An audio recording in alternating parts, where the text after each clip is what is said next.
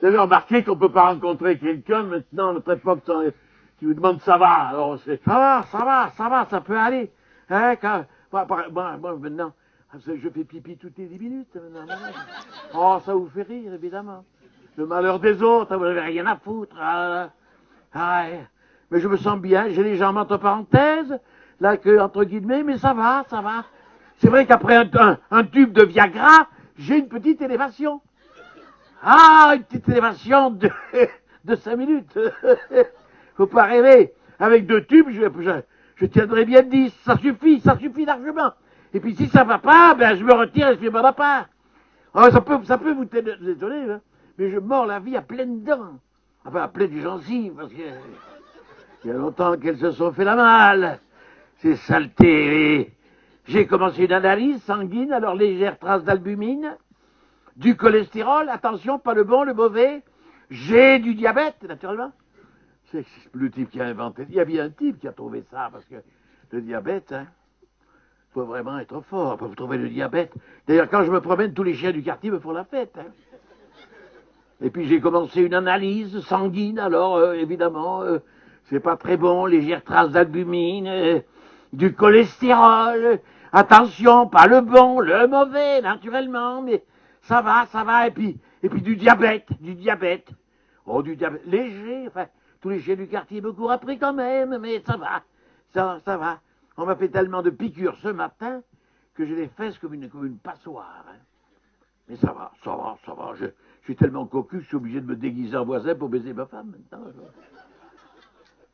C'est quand même terrible. Hein. Mon député qui m'avait promis un appartement est en cabane. Enfin, ça va. Au moment de rouler un patin, ma dernière conquête, mon dentier est tombé dans son sac à main. Beaucoup de gêne de part et d'autre, mais ça va. Je ne pense pas, je ne peux pas payer le prochain tiers professionnel. Il est hors de question.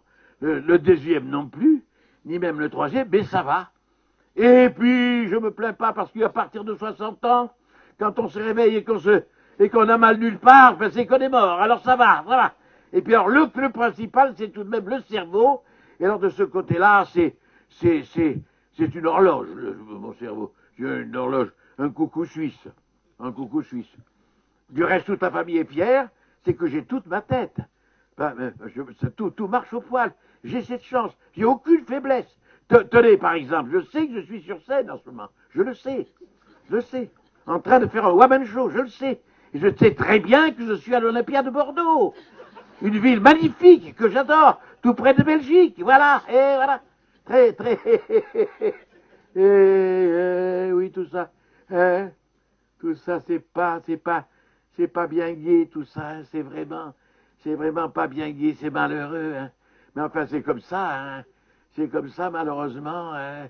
Voilà. Alors, vous savez, vous avez remarqué que je lis mon texte, hein, mais vous avez sans lunettes. Alors là, ça vous la coince un peu, hein, parce que sans lunettes, il faut le faire. Hein. Alors, vous savez, le grand problème, c'est à la naissance. Et on devrait pouvoir intercéder auprès du pape, qui ne fait pas grand-chose, il sait bien qu'on est dans la merde, mais il ne bouge pas, auprès du pape, pour que, eh bien, ça s'améliore, tout ça, parce que quand on est, c'est fini, c'est trop tard. Alors, il faudrait, en sortant du ventre de sa mère, qu'on puisse voir où on est tombé. Si le père a une gueule d'alcoolique, si la mère a une gueule de raie, il ne faut pas stationner. Il faut remonter tout de suite. C'est pas la peine d'insister. Voyez. Et même. Alors, s'il n'y a pas d'argent, s'il y a un truc, après, vous pourrez toujours téléphoner à Mélenchon, ça ne servira strictement à rien. Voyez ce que je veux dire. Hein. C'est malheureux, ça, c'est malheureux. Mais personne ne fait rien, alors qu'est-ce que vous voulez? Qu'est-ce que vous voulez faire, hein? On peut pas changer le monde, hein. Mais non, on peut pas changer le monde. Alors, où j'en suis? Je ne sais plus du tout où j'en suis. Ah, ah oui. Alors oui, heureusement, nous, parce que, vous savez, à la naissance, j'ai assisté à une conférence à la Sorbonne d'une jeune fille qui était très très jeune, qui disait, et elle avait l'air très calée, en tout cas plus calée que moi, qui disait le campagnol des prairies et le campagnol des montagnes. Or, le campagnol des prairies, disait-elle, le campagnol des prairies est fidèle à sa femme, ou le contraire, on n'en sait rien, est fidèle à sa femme, rentre tous les soirs dans son terrier, tandis que le campagnol des montagnes court la gueuse. Et pourquoi c'est comme ça? Parce qu'il y en a un qui a de la dopamine en trop et l'autre qui n'en a pas. Vous voyez comment ça marche? Et pour nous, c'est pareil. Pour les hommes, c'est pareil. Si vous avez de la testostérone, vous êtes foutu. Vous êtes foutu. La testostérone, ça va vous projeter dans des histoires impossibles. Impossibles. Vous avez remarqué qu'en prison, il y a beaucoup de femmes, d'hommes pour délit sexuel. Il n'y a pas de femmes. Ça veut dire quand même quelque chose. Ça veut dire qu'elles n'ont pas les vénardes de testostérone. Vous voyez? Elles n'ont pas ça, heureusement. Alors l'autre, là, sinon on est strauss-canisé sur le champ. Un type qui a trop de testostérone, il est foutu. Vous avez vu? Vous avez vu ce qu'il s'est tapé? C'est vraiment que le pauvre, hein, il n'avait rien à se mettre sous la dent. Parce que pour se taper, c'est pris, mais il était bourré de testostérone, il ne peut rien faire. C'est ça, c'est quand vous avez la grippe, vous n'avez pas accusé le type, parce qu'il a la grippe, il ne peut rien. C'est un microbe. C'est ça qui est terrible. C'est ça qui est terrible parce que on peut pas faire grand chose et c'est ça qui est à l'origine de délits sexuels, d'assassinats même. C'est terrible, c'est vraiment à cause de ce liquide qu'on ne peut pas éliminer. Et ceux qui ont la chance de ne pas en avoir, c'est facile de les féliciter parce qu'ils n'ont aucun mérite. Aucun mérite. Si vous êtes bourré de testostérone, c'est parce qu'on dit testostérone ou testostérone. Je n'ai jamais su. On s'en fout, hein, alors bon. Testostérone, bon. C'est ça qui est tiens, déjà quelqu'un qui part. C'est pas gay, hein. Ben, d'accord, alors sa femme, mécontent. Ah oui, c'est possible, hein, c'est possible.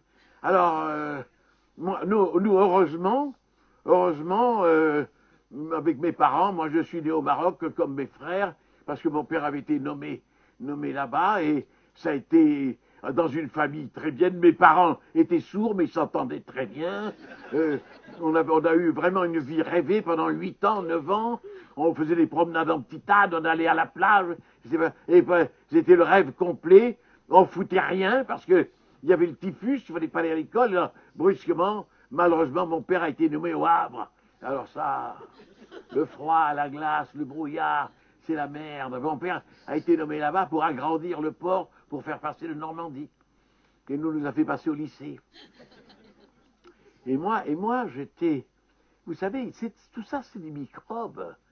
Pourquoi il y a un type, un enfant qui ne fait rien, pourquoi l'autre travaille? On ne s'est jamais posé la question. C'est aussi une question de liquide qu'il a probablement dans son truc qui fait qu'il ne peut pas. C'est pas qu'il est bête, c'est pas qu'il est truc, il ne peut rien faire parce qu'il est paralysé par la fainéantise. Vous savez, le microbus fainéantissima qui fait des ravages. Alors moi, forcément, j'avais ce microbe, on m'a foutu dehors très souvent. 8 fois, j'ai été mis à la porte, 8 fois.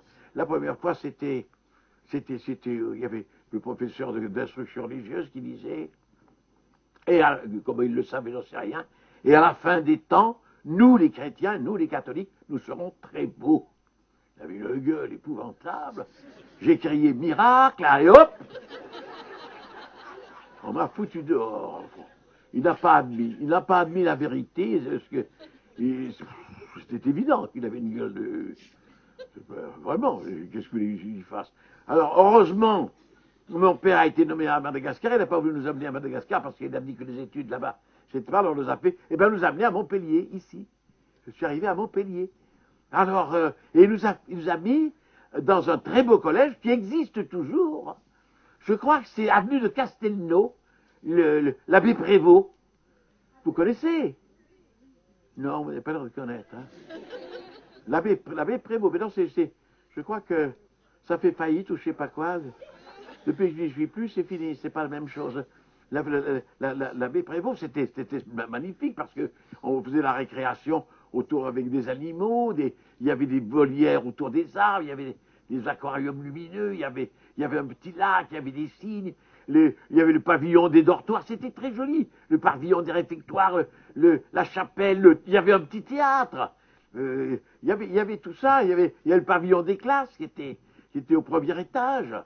Et malheureusement, il y avait surtout, et ici je peux le nommer parce que vous devez le connaître, enfin, vous n'avez pas l'air de connaître grand-chose quand même, enfin, c'était l'abbé Prévost, vous n'avez pas connu l'abbé Prévost, hein? Personne n'a connu l'abbé Prévost? M'étonne, ah ben dis donc, il croyait être connu, lui, ben non, mais l'abbé Prévost, oui, parce que, qui était très, très sévère, c'était un brave homme sûrement dans le fond, mais il avait une espèce de barbe, poivre et sel, vous voyez, et puis il avait des yeux, il mettait des espèces de lorgnons, il vous regardait par-dessus, ça faisait un effet terrible.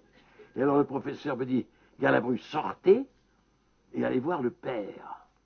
Le père, c'était lui. J'avais eu le peur. Donc je ne suis pas descendu, je suis resté à l'étage. Je ne pouvais pas descendre. Et je voyais qu'il allait monter. Alors, j'avais qu'une idée, c'était d'entrer dans la classe. Heureusement, c'était vitré. Ma gueule était là. Est-ce que c'est parce qu'il y a un type qui était à genoux qui m'a fait rentrer? Le type à genoux est à sa place. Alors moi j'ai profité pour rentrer aussi. Et il m'a dit, est-ce que vous avez vu le père? J'ai dit oui. Il monte, comme ça. Il avait dans le baba. Il monte. Et le lendemain, le père Prévost, bien entendu, arrive et dit, qu'est-ce que c'est que cette histoire? Vous m'avez vu? Oui. Vous m'avez vu? Oui. Et moi, je vous ai vu? Non. Oh.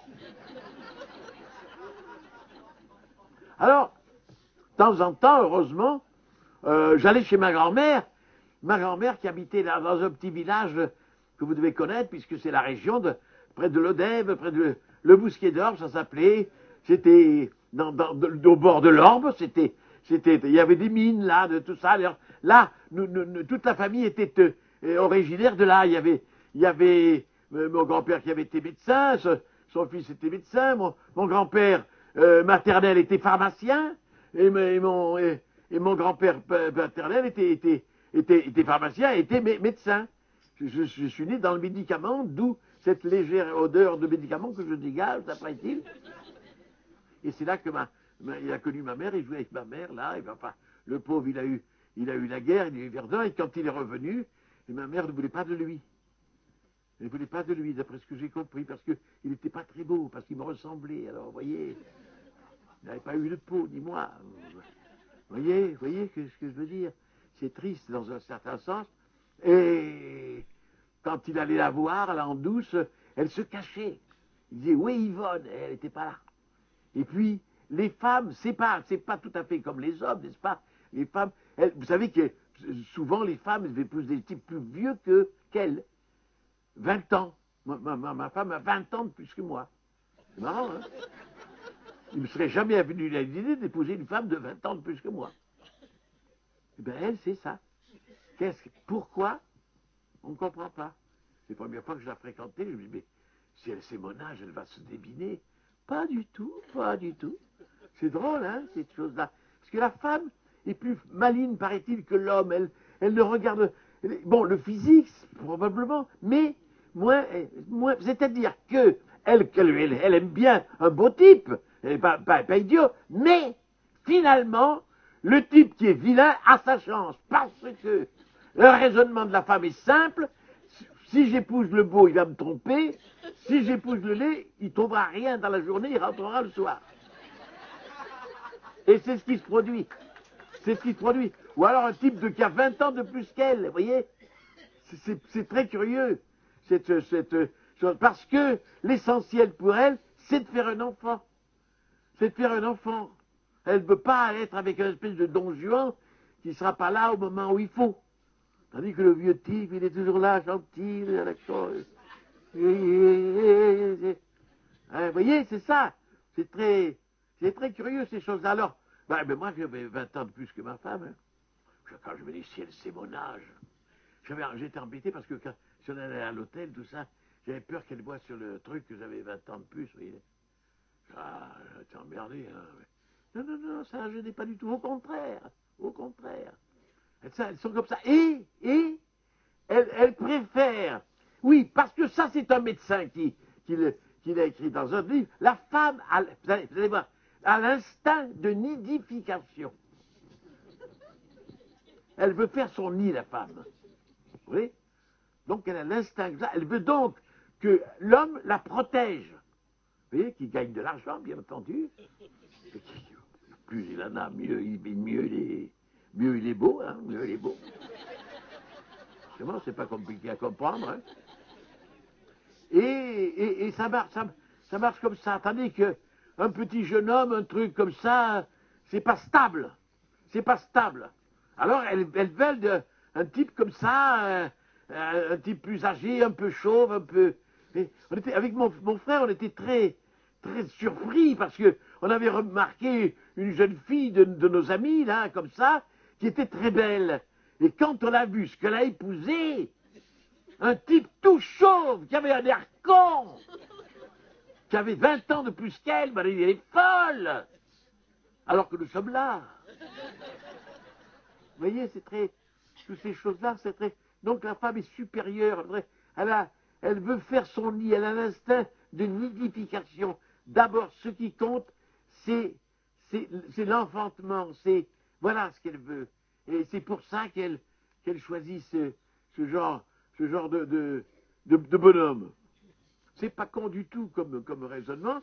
Et puis surtout, 20 ans après, il n'y a plus d'argent qu'un petit jeune homme qui débute.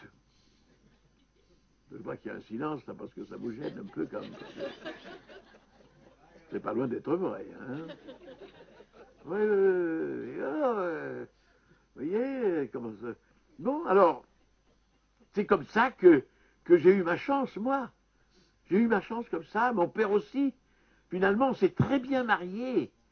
Parce que... on n'était pas beaux, hein, c'est ça.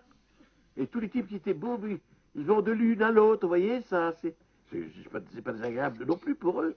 Mais c'est comme ça. C'est tout à fait comme ça. Vous voyez? Alors, je ne sais plus où j'en étais, vous le dites. Ça, c'est la vieillesse, hein, ça. Quand le type est paumé, c'est qu'il est vieux. Alors, donc, nous arrivons au collège de l'Enclos Saint-François, ici, et de temps en temps, heureusement, je vais, comme je vous l'ai dit, dans mon petit village du Bousquier d'Orbe, où il y a toute ma famille. Nous sommes originaires de là. Alors, il y a ma grand-mère, il y a ma grand-mère. Alors, ma grand-mère est veuve, elle a perdu son mari, et comme il paraît, ça c'est une chose que j'ai su comme ça, comme elle était un peu emmerdeuse, son mari n'était pas content. Alors, quand le mari était à l'agonie, qu'il allait disparaître, elle lui a dit, alors François, hein, au revoir. Et dans un dernier soupir, il a dit, ah non, adieu. Vous voyez, ça, c'est... Hein? C'est comme il y avait un paysan, là, comme ça. C'était mon ami d'Arras qui me disait ça. Et là, on lui avait dit, tu sais, il y a ce monsieur qui va mourir, il faudrait que tu ailles le voir avant. Alors il rentre dans la chambre, il y avait le monsieur, là, et la dame dit, oh, vous savez, d'un côté, ça lui dit, et de l'autre, ça lui dit pas trop, vous voyez. Il a des trucs. Alors, là, heureusement, je vais, ma grand-mère, mon oncle, et mon oncle était un type extraordinaire parce qu'il a fait ses études de médecine à Montpellier, et là, il a rencontré une écuyère d'un cirque. Vous savez qu'autrefois, il y avait beaucoup plus de cirque que maintenant parce qu'il n'y avait pas la télévision, il n'y avait pas le cinéma, n'est-ce pas? Alors, le théâtre, le cirque, tout ça, c'était beaucoup plus répandu. Alors là, il est tombé amoureux de l'écuyère, et comme il était très adroit, il dansait sur les pointes, vous savez, il faisait du trapèze, il jouait de tous les instruments.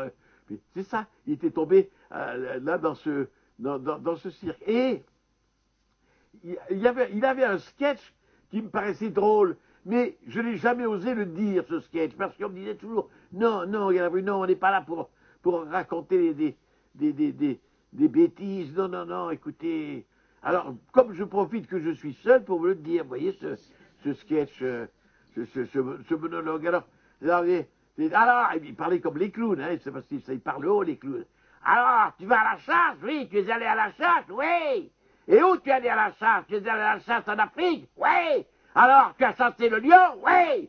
Alors, je tire, et je rate le lion. Je cours, je me retourne, le lion à 20 mètres. Je cours, le lion à 10 mètres. Je cours, le lion à 5 mètres. Ouh, dis donc, tu as du courage, parce que moi, à ta place, j'aurais fait dans mon pantalon.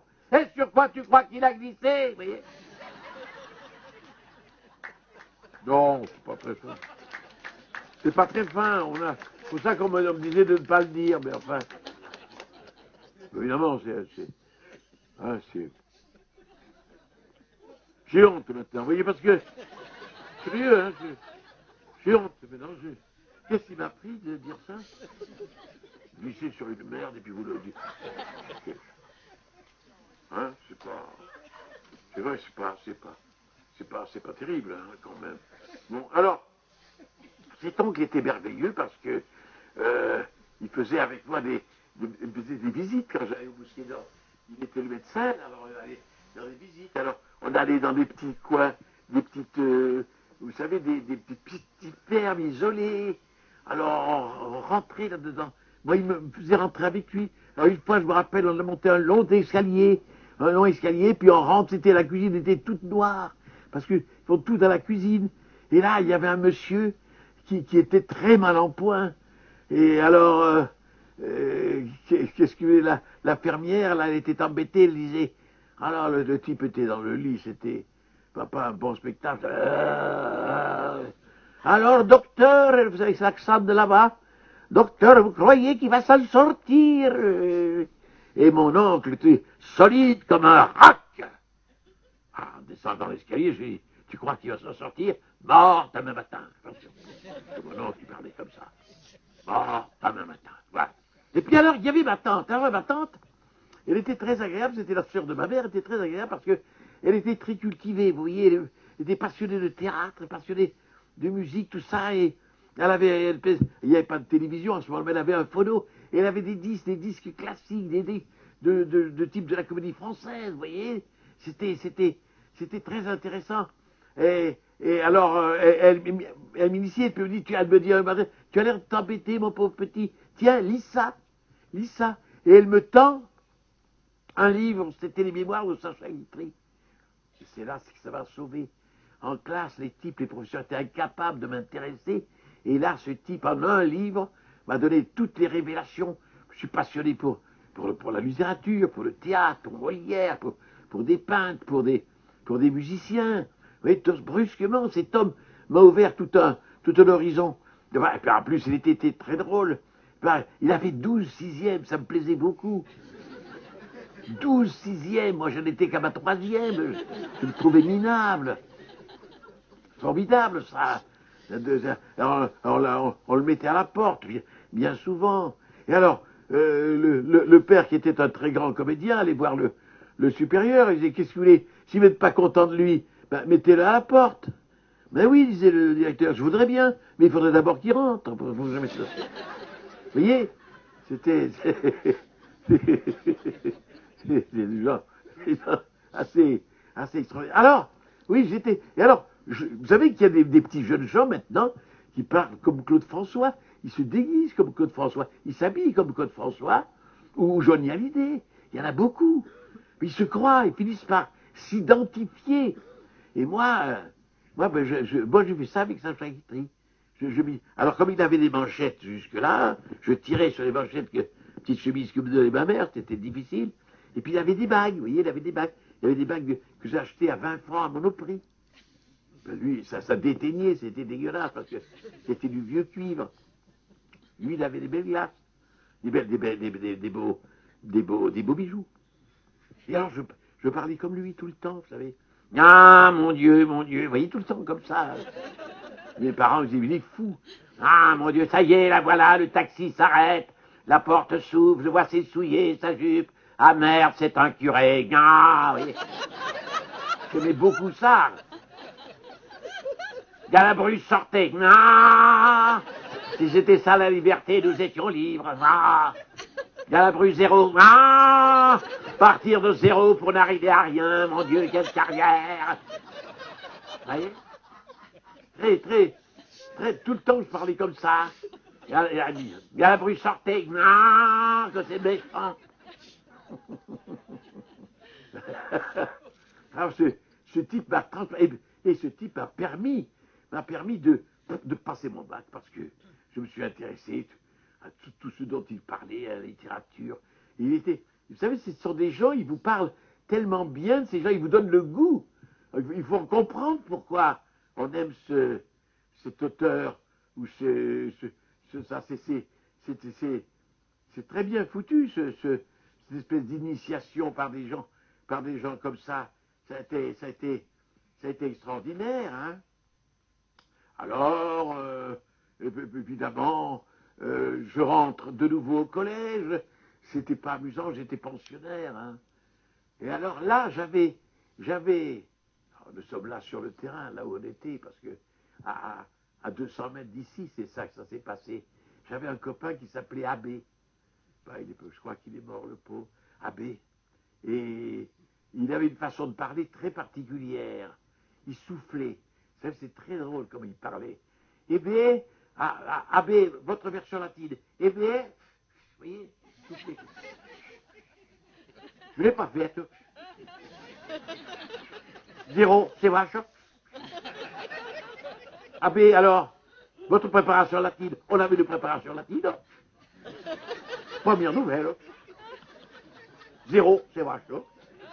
Abbé, sortez. Midi moins 5 pour 5 minutes. Oh. C'est vache, là. Vous voyez? Alors, ce type, il était formidable, ce type, parce que, vous savez, à cette époque-là, parler à une fille, c'était le drame, hein, c'était je sais pas, l'excommunication. C'était très curieux. Alors, je suis retourné dans ce collège, j'ai vu qu'il y avait des jeunes filles et des jeunes gens qui se tenaient par le bras. J'ai dit, vous avez du pot, parce que nous, alors, on va voir comment ça se passait. Et alors, lui, il avait du culot. Il avait du culot parce que, qu'est-ce qui passe, ce con-là, tout le temps? C'était curieux, hein? Il y a toujours quelque chose pour vous embêter, toujours. Mal foutu, ça. Alors bon, il était là, il fréquentait des filles, il parlait à l'une, à l'autre. Et puis, il avait un petit carnet où il mettait ses impressions. Et sa mère, sa mère l'a apporté au père, auquel imbécile, sa mère, parce qu'il y avait des réflexions sur le bouquin qui c'était Bonichon, Germaine Bonichon, jambes un peu courtes, à revoir. Lucienne, gros nichon, pas mal point de vue des yeux, mais le cul trop gros. Et c'était toujours ça se finissait par un truc négatif, il ne voulait pas. À la fin, je ne sais pas ce qu'il se tapait, parce qu'à la fin, il n'en voulait pas. Il n'était jamais content. Non, voilà comment. Alors, ce type, sa mère est venue, tout ça, il était foutu dehors. Mais avant, j'étais en études. Et il était derrière moi. Études, vous voyez? C'est l'étude où il y avait plusieurs classes, là. On était nombreux. C'est la grande étude, comme on appelait. Et alors, il était derrière moi. Et à un moment donné, il me passe une lettre. Et il me dit, ouvre. J'ouvre, et c'était des poils de, vous savez quoi. J'étais un peu gêné quand même. Il me dit, coupe-temps. Coupe-temps. Moi, j'osais pas. C'est quand même délicat. Mais on n'ose pas se dégonfler non plus. Alors je m'en suis coupé, je les ai mis dans l'enveloppe. Fais passer. Toute l'étude s'est passée, des points, tout. C'était un échange. La foire au timbre, c'est rien à côté. C'était fou. Et le seul qui a été pris, c'est moi, bien entendu. Ça, c'est terrible, hein. Alors, je me rappelle, le père Prévost, là, il avait une grande barbe, là, il m'avait, quand j'ai traversé l'allée, là, il m'a arrêté, il m'a dit, vous êtes passé des poils de votre corps. Ah, je suis devenu blanc. Blanc. Ça, c'était, vous voyez, tellement j'ai eu peur. Alors, il a fait venir mon père. Tout la panoplie, j'ai eu mon père qui a dit à ma mère, quand je pense, parce que c'était cher cette pension, quand je pense le prix que je paye pour que le petit se coupe des poils, et ben d'un certain sens, on le comprenait, hein. Et oui. Alors après, là, malheureusement, arrive la guerre, parce que moi, c'était la classe 42. Alors on avait beau se cacher du côté d'Aven, c'était pas l'endroit, parce que la milice est venue à Aven, là. D'ailleurs, le type qui est venu, parce que mon père a une villa, là, et on prenait le petit déjeuner, et la milice est descendue, là, et le type qui commandait cette milice, il a été fusillé à la Libération. Allez, voilà, ça lui apprendra, le pauvre petit. Il était la connerie, c'est pas. Vous savez qu'à Montpellier, là, c'est terrible, il y avait deux enfants, je ne comprenais même pas où ils étaient. On aurait dû, mais bon, les types, ils sont pas gentils, hein, c'est ça. C'est le moins qu'on puisse dire. Enfin, là, il a fallu que je parte, et j'ai bien fait, parce qu'après, tout le temps, ils venaient voir si mon père, s'il était parti, sinon ils emballaient mon père. Il avait un certain âge, c'était pas possible. Alors je suis parti, un voyage très désagréable. J'ai atterri à Klagenfurt en Autriche. Hein, Klagenfurt en Autriche. Et là, on m'a amené dans un espèce de camp avec des barbelés, et il y a un type qui il me parle en français. Je lui dis, mais qu'est-ce que tu as fait? Moi, je savais, tant que c'était on est curieux, tant que c'était des étrangers, on trouvait ça presque normal. Mais qu'un Français soit enfermé, on le trouvait. Je lui dis, mais qu'est-ce que tu as fait pour être là? Il m'a dit, mais toi, tu rentres aussi, là. Tu viens. Et il n'avait pas tort. Quelque temps après, j'étais là. Il me dit, ne mets pas que tu es étudiant, hein, puisque tu vas finir dans les mines de sel. Alors, tu mets menuisier électricien. Mais je ne sais pas changer une lampe, ça fait rien. Alors bon, j'ai été envoyé dans le nord de la Slovénie, une espèce de grande bâtisse qui était une forge, et un type, il y avait des Français là autour d'une table à d'acier, vous voyez, ça tapait avec des marteaux parce que ça faisait de redresser les pièces. Et il y en a un qui m'a dit, tu vois là où c'est tordu, tu tapes. Tu vois, pour que ça se redresse. Ça paraissait con. Je tape et ça se redresse là. Mais comment tu fais, me disait le type, ah ben j'en sais rien. Retape pour voir. Je retape, hop, ça bouge. Ça. Lui, taper, ça ne se faisait plus. C'est vraiment la malchance. Donc, la Gestapo est venue et il m'a dit, bon, c'était sabotage. Il était con, ce type. Sabotage. Je ne faisais pas du sabotage. Devant lui, surtout. Quel con. D'ailleurs, je l'ai vu plus tard. Je crois que l'avoir vu quand j'avais fait une tournée en Amérique du Sud, parce qu'il se cachait après. Hein. Je crois que je l'ai vu traverser une rue. Hein. J'ai pas eu le réflexe. Oh, tant pis, hein, mais enfin, j'ai pas eu le réflexe. Je crois que c'était lui. Je l'ai reconnu. Alors, là, il m'a envoyé un camp disciplinaire avec 12 mecs, là, des durs. Hein. Moi, j'étais un peu bourgeois parmi ces gens-là qui étaient des cambrioleurs de profession. Il y avait de tout là-dedans. Alors, on avait des wagons à charger. Il fallait, avec des piles d'acier, il fallait les enlever comme ça. Vous savez pourquoi ils nous faisaient charger en arrière? Pour nous emmerder, probablement. Vous voyez. Alors là, il y a toujours des types cocasses. Il y avait un mec, là, un type, un matat de Toulon. Il se croyait avoir affaire à la CGT en France. Lui, il dit innocemment.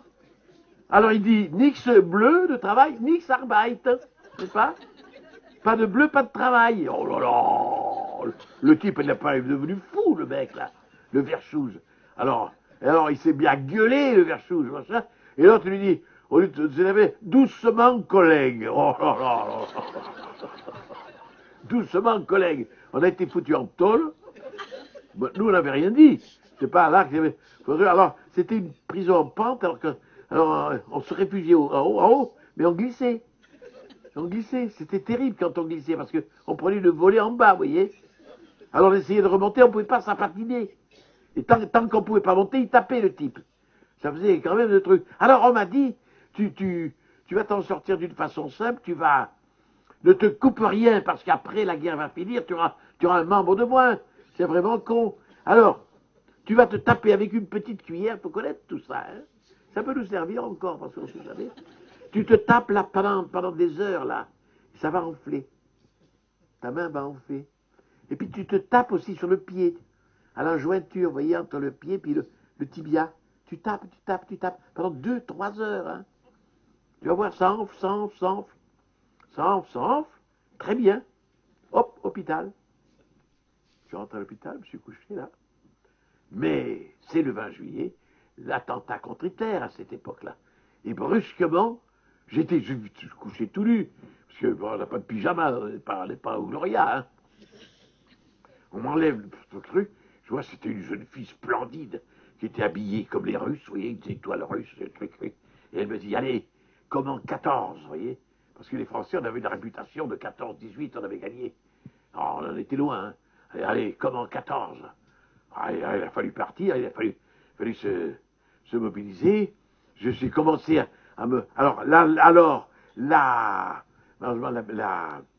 Les partisans de Tito sont descendus des montagnes, là, ils étaient pleins, à 20 000. 20 000. Et puis après, la garnison allemande est entrée en jeu. Oh là, ça a fait. Ils se sont entripaillés. Moi, je rampais par terre. J'étais rentré aux chiottes, vous voyez. Je me dis, là, on ne te délivrera pas. Mais il y a toujours des gens qui ont besoin. Hein, alors j'étais là, j'étais sous la cuvette, je voyais le type, il n'avait même pas vu le con. Alors là, et puis bon, ça s'est calmé. J'ai fini derrière un rocher, ça s'est calmé. Et on est monté avec les partisans yougoslaves. Et là, ils ont formé un bataillon. Il y avait des mitrailleuses, des types qui voulaient prendre la mitrailleuse, d'autres des fusils mitrailleurs. Tout ça a été distribué. Et il fallait élire un commissaire politique. Naturellement, les gens, pour rigoler, m'ont lu commissaire politique. Putain, une étoile russe, là, et 2 galons rouges, là. C'est petit commissaire politique, parce que c'est un petit bataillon. Mais quand même. Parce que le Yougoslave, il m'a dit qu'il parlait français, il m'a dit, si tu te fais choper, hein, un commissaire politique, hein, avec les Allemands, hein, ils te font sauter les yeux, et ils te brûlent vif. Vous vous rendez compte? Oh là là. Alors dans les combats, pas besoin de vous dire. On l'avait cousu sur un vieux chandail que j'avais. Et bien je mettais le chandail presque là, vous voyez, pour cacher dans les combats, hein, parce que je m'étais dit, si tu te chopes. Oh, je sentais déjà la braise, vous voyez. Alors, j'avais peur, hein. Ouh. Et alors les péripéties étaient très dures. On avait des mirages là, parce que on croyait qu'il y avait de l'eau dans les nuits. On faisait des marches forcées pendant 20 heures, comme ça, et on couchait jamais nulle part, il n'y avait pas de coucher. Alors là, je croyais entendre de l'eau contre les rochers. Je mettais un petit quart que j'avais là, il n'y avait rien, c'était sec, vous voyez. Et puis pour bouffer, ben, eux ils bouffaient un peu. Ça doit être un peu communiste, l'état-major bouffait, mais pas nous, c'est tout pareil, hein, vous voyez. Ils n'ont pas changé, c'est communiste et... Alors nous, on tuait une vache pour bouffer, mais on avait la queue, parce que c'est la queue, il n'y a rien à bouffer. Surtout si vous avez au bout qu'il n'y a que des poils. Hein.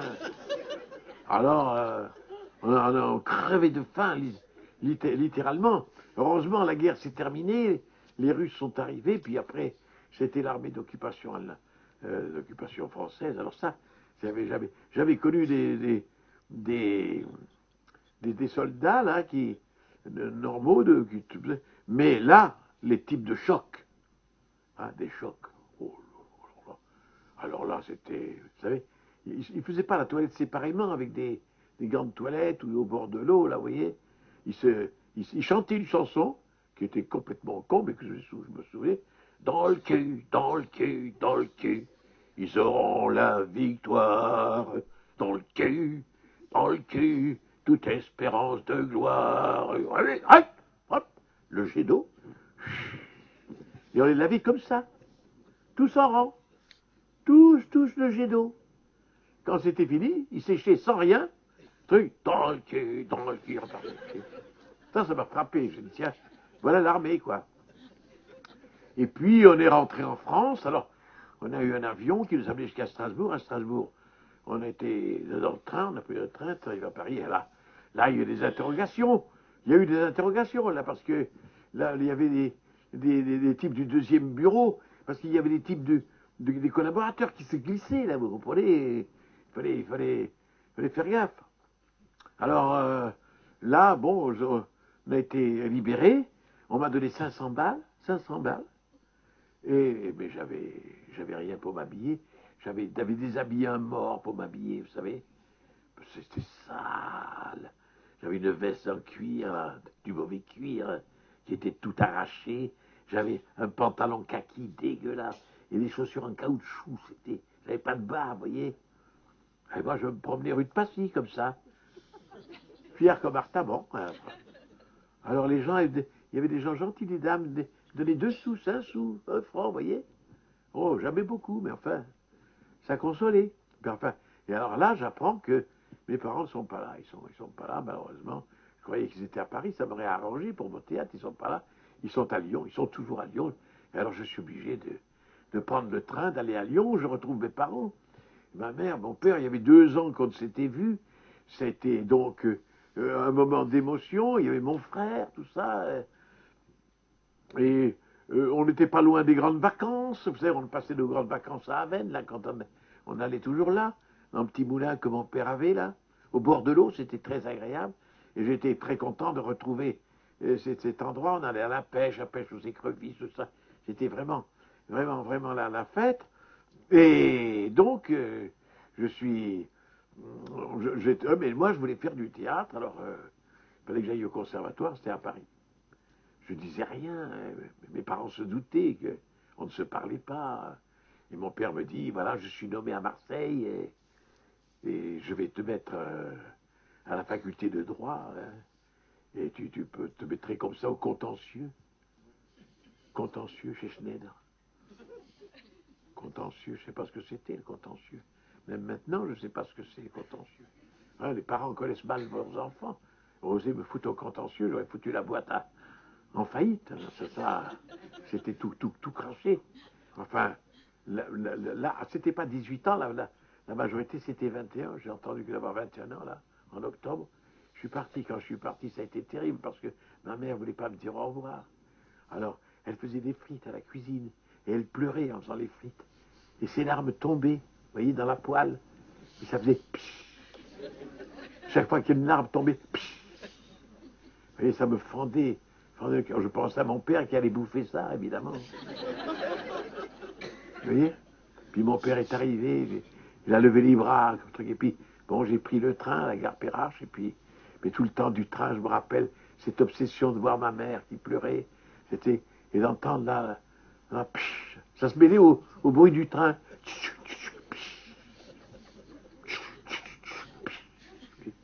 Puis j'ai débarqué à Paris. Alors à Paris, évidemment, il y avait un copain de Montpellier, d'ailleurs à Palavas, il avait connu la fille de la concierge. La fille de la concierge. Vous voyez les relations, hein. La fille de la concierge de la rue Lalo, à Paris, en 16e. Et il m'avait retenu une chambre de bonne, heureusement. Sinon, où je serais allé, hein. Alors mon frère avait vendu un phono, mon frère avait fait la quête, mon frère avait vendu sa collection de timbres, tout ça. J'avais un petit pécule pour tenir pas longtemps, 1 mois. Alors, j'étais là, alors je vois la fille de la concierge, et vraiment, elle était belle, hein. Alors, je sais pas qu'est-ce qui m'a pris, je lui fais des vers. Elle s'appelait Aimée Dubois. Alors, je fais, à mon aimé, Aimée Dubois, qui devant l'amour ne fut jamais de bois, je dédie ces quelques vers qui sont de moi, car aimer, c'est toucher du bois, voyez. Non. Elle m'a dit, c'est pas du Victor Hugo, hein. Jamais agréable, hein, jamais. On voit bien que on se crève. Alors là, j'ai des copains qui viennent, il faut qu'on me trouve un boulot. Alors eux, ils faisaient un travail très simple, ils faisaient l'assurance populaire. Là. partait dans les quartiers populaires, à partir de 19h jusqu'à 22h, 21h. Et alors là, j'avais un copain qui essayait de m'initier. Moi, j'étais pas fait pour ça. J'avais le trac, quoi. J'étais intimidé. Et lui était très fort. Je sais pas comment il faisait. Alors lui, non seulement il plaçait l'assurance, mais il baisait la femme en plus. Ça, c'était extraordinaire, hein. Alors, et moi, rien. Rien du tout. Alors, ils ont dit, ben, on va te mettre ailleurs, alors, on va trouver une place pour tirer les billets au pain de Chaillot, vous savez. Et là, ça ne gagnait pas beaucoup, mais ça suffisait pour payer ma nouvelle chambre, parce que je suis parti de la chambre de vol, je suis allé comment ça s'appelle, l'île Beaumont, là. Et maintenant, ça n'existe plus, parce qu'ils ont construit l'autoroute, ça. Oui. Mais c'était là, un hôtel, évidemment, pouilleux, hein. On payait au mois. Il y avait des punaises dedans, vous voyez. Punaises. Alors il était con le patron, parce qu'il venait passer de la poudre quand on disait qu'on avait des punaises, mais il passait pas de la poudre à côté, alors ça en allait à côté, les punaises. Il en revenait après, quand il allait de nouveau de l'autre côté, le type se plaignait. Il n'a jamais compris qu'il fallait les saupoudrer les deux côtés. Il était trop con, il ne comprenait pas ça. Alors là, il y avait une faune là-dedans. Il y avait une folle. Il y avait des filles qui faisaient le tapin, là. Il y avait de tout. Il y avait des figurants, il y avait des comédiens, des types qui avaient un petit boulot. Il y avait de tout. C'était très sympa, dans le fond. Et alors, le matin, on tapait à la porte d'un copain pour prendre le petit déjeuner, parce que lui, il avait une lampe à alcool. Nous, on n'avait pas. Et lampe à alcool, c'était très pauvre, on n'avait pas même de lampe à alcool. Il n'y avait que lui qui en avait une. Il se faisait riche quand il avait ça. Hein, tout est relatif. Alors on tapait, et alors il sortait du lit, il était tout nu. Et sa femme était, il avait quelqu'un, une jeune fille qui était dans le lit, qui restait là. Elle était toute nue aussi, d'ailleurs, on ne voyait rien. Hein. Alors il venait, il nous ouvrait, et alors on faisait notre café, là, tout en parlant.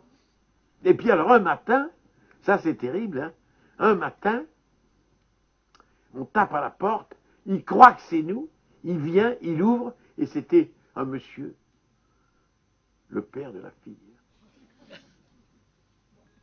Alors, le père, il faut se mettre à sa place. Vous savez, moi, j'ai compris ça, parce qu'après, quand on a des petites filles et tout ça, vous voyez, on se dit, effectivement, c'est quand même voir sa fille comme ça, hein, sa petite fille, parce qu'il était tout nu, et puis il en avait une très longue. Ça faisait bizarre, vous voyez. C'était gênant. Alors le pauvre homme, il est tombé évanoui de voir ça.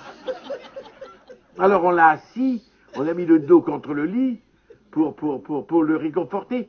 Moi j'étais habillé, ça m'était égal. Je lui versais de mauvaise qualité pour le ranimer. Mais mon copain, il était tellement anxieux de réveiller cet homme qu'il ne s'était pas habillé.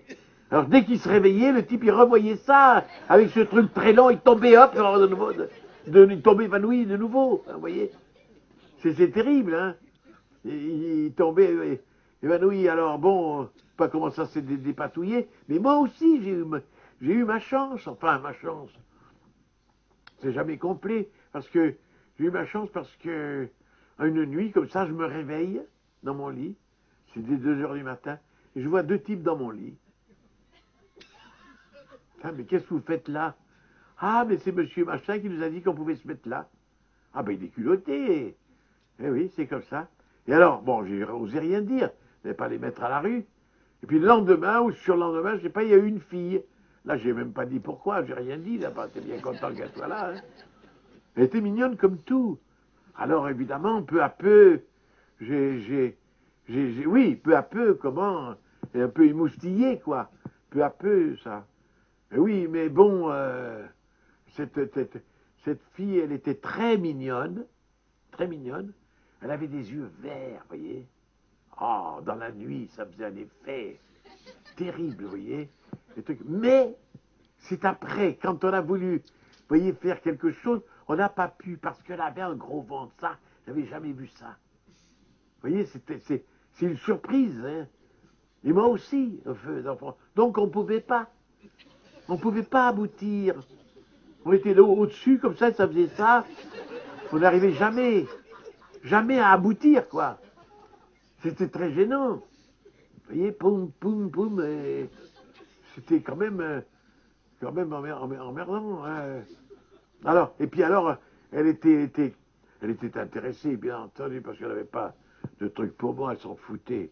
Et alors, elle faisait semblant de se suicider pour m'attendrir, j'en sais rien. Alors, je me rappelle à l'Allemagne, elle voulait enjamber le pont devant tout le monde. Il y avait un tas de monde qui j'étais gêné, je la retirais de là. Puis moi, il fallait que j'aille répéter. Je n'avais pas d'argent pour prendre mon taxi. Alors je longeais la Seine. Dès qu'on approchait de la Seine, elle faisait semblant de se jeter. Ça c'était devenu emmerdant. Et enfin, je dis, j'en ai eu assez. Je suis rentré alors, vous voyez, au guichet du Louvre, là, où il y a la pyramide, là. Et là, c'était en juillet, il n'y avait personne. Personne, parce qu'à Paris, c'était pas comme maintenant. Les gens partaient tous ensemble. Alors on était embêtés, il n'y a pas de boulangerie, il n'y avait pas d'épicerie, c'était tout fermé. Et alors là, j'étais seul sur cette place, et j'entends brusquement, alors, comme un cri, Michel, Michel. Je dis, ça y est, elle est au ciel, elle t'appelle, elle s'est suicidée. Michel, et donc, après, j'ai cru qu'elle avait pris un taxi, elle avait fait du stop. Et en passant, ça faisait Michel, oui. Moi, comme un con, j'étais là. Voilà. Alors, enfin, bon, on n'est pas pour raconter ça, on est là pour voir comment va-t-on faire. On est là pour essayer de faire ce métier, de trouver une issue. Comment faire? On n'a pas d'argent, on n'a pas de relation. Moi, j'ai pas de culot, je suis plutôt timide. Comment faire là? Là, c'est terrible. Et puis le conservatoire, il n'y a que ça qui est un concours, ça. Alors, eh bien, alors là, c'est très dur parce que ma grand-mère me le disait. Elle m'a dit, mais il y a combien de types qui se présentent? Je me dis, mais il y en a 500, 600 600. Et qu'ils ils en reçoivent combien? Je dis 8, 9. 9. Et tu veux partie de ces 9? Mais tu te fous de tout le monde, là, voyons. Comment veux-tu faire partie des 9? Tu as une prétention à... Oui, pas tort. Hein. Et j'ai passé une fois, j'ai collé. 2 fois, j'ai collé. 3 fois. La 4e, paf, je suis rentré. Le type sur le cul. Ah, il est rentré. Il est rentré. Alors, j'étais dans une classe, dans sociétaire, dans l'économie française, une grande classe, tout ça. Je rentrais dans sa classe. Et il y avait là des professeurs éminents, naturellement. Au Conservatoire de Paris, c'est vraiment, c'était la fine fleur. Et il y avait Louis Jouvet, entre parenthèses. Louis Jouvet. Alors, vous voyez, moi je le voyais au cinéma, Louis Jouvet, vous savez, ça fait de l'effet. Un type au cinéma, comme ça paraît irréel. Et on le voit là, devant soi. Et alors, il faisait travailler une petite jeune fille, très mignonne. Vous savez, elle travaillait Psyché de Molière. Mais elle était très mignonne. Elle avait un teint, vous savez, un teint de rose un peu blanc, presque du lys, quoi. Puis des yeux bleus, jolis. Et alors, elle débitait Psyché, qui commence sur ça. Elle disait, où suis-je, vous voyez, avec une petite voix, c'était joli.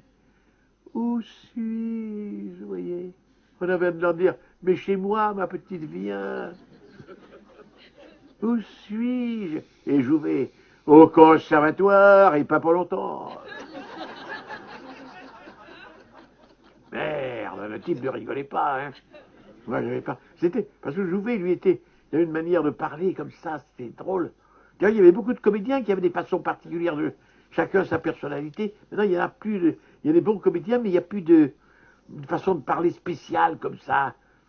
Comme Sacha Guitry, comme Michel Simon, comme Fernandel. Une manière de parler comme Jean Tissier. Possible. Ah oui, vous voyez, il parlait comme ça.